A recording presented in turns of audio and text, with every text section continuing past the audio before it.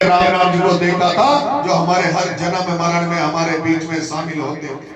लेकिन रामनाथ जी का टिकट पहले देवली उनियारा से काटा, देवली उनियारा से उनको पीपलदा फेंक दिया, और जब पीपलदा में उन्होंने अपना खेत मजबूत किया, पीपलदा में विकास के काम किए, वहां मजबूती थी।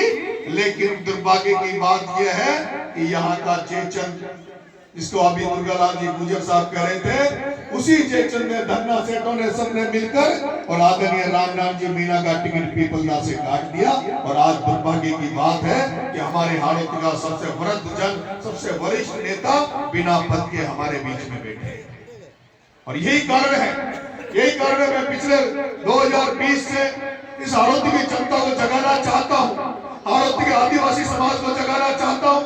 और मैं आपसे निवेदन करना चाहता हूँ कि ठीक है, हम लोग पार्टी से जुड़े हुए हैं, हम लोग भारतीय जनता पार्टी को पसंद नहीं करते, क्योंकि भारतीय जनता पार्टी हमारी नजर में आरक्षण विरोधी पार्टी है, वो आरक्षण को खत्म करने वाली पार्टी है। और ये सच्चाई भी है। जिस तरह से अडानी अंबानी से मिलकर नरेंद्र मोदी और अमित शाह जिस तरह से देश में निजीकरण कर रहे हैं, जिस तरह से निजीकरण का दौर चल रहा है, ये निजीकरण का दौर आपके आरक्षण को खत्म करने का दौर चल रहा है। एक तरफ जहां अडानी अंबानी मोदी से मिलकर पूरे देश को खत्म करने का काम कर रहे हैं, पूरे देश को बर्बाद करने का काम कर रहे हैं, हमारे यहाँ भी इस हाड़ौती में भी एक ओम बिरला और प्रमोद जैन भाया, दो बनिया ऐसे हुए, दो सेठ ऐसे हुए जो पूरी हाड़ौती को खाने का काम कर रहे हैं, इस एरिया को खत्म करने का काम कर रहे हैं। मैं जब अभी यहाँ हिंगोली में आया था, मैं देखता हूँ, यहाँ बजरी का बड़ा कारोबार था, लोगों का, हजारों लोगों के बजरी बेच के चूल्हे जलते थे।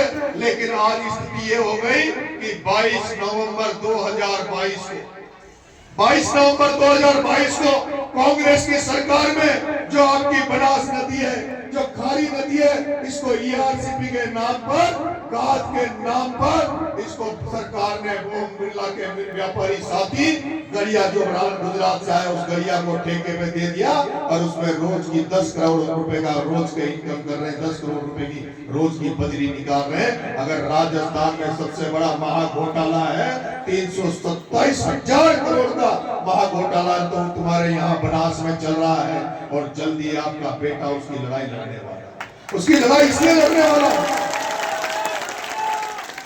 उसकी लड़ाई इसलिए लड़ने वाला हूं कि आज गांव में किसान को एक ट्रॉली रेत, अगर कोई एक ट्रैक्टर रेत लाता है तो उसकी 1.25 लाख की पेनल्टी कट जाती है। कोई मकान बनाने के लिए बजरी लाता है, मकान बनाने के लिए रेत मंगवाता है तो उसको 10,000 15,000 रुपए रेत के देने पड़ते हैं, रेत नहीं मिल रही। और अगर ऐसा ही चलता रहा तो जैसे सीमेंट कट्टों में आता है, वैसे रेत भी सीमेंट की तरह कट्टों में आएगी। इसलिए उसके खिलाफ जल्दी लड़ाई का मोर्चा खोलने वाला हूँ। उस ओम बिरला की, उस घात की, उस बजरी के जो घोटाला है, उसके खिलाफ मोर्चा खोलने वाला हूँ। मेरे किसान भाइयों, ये कार्यक्रम कौन सी विधानसभा में हो रहा है? कौन सी विधानसभा में हो रहा है? और आपको पता है क्या कि मुझे अंता में कौन हराने गया था? हाँ? कौन? जोर से बोलो। अब तुम उसकी जिंदाबाद करोगे या मुर्दाबाद करोगे? हाँ? मुर्दाबाद करोगे या जिंदाबाद करोगे? अशोक चांदना, अशोक चांदना।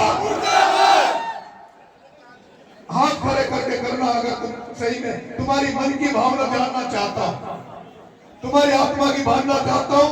अगर तुम्हें लगता है कि नरेश मीणा को हराने वाला हिंडोली का विधायक था तो मुझे हाथ खड़े करके बताना, अशोक चांदना, अशोक चांदना, अशोक चांदना।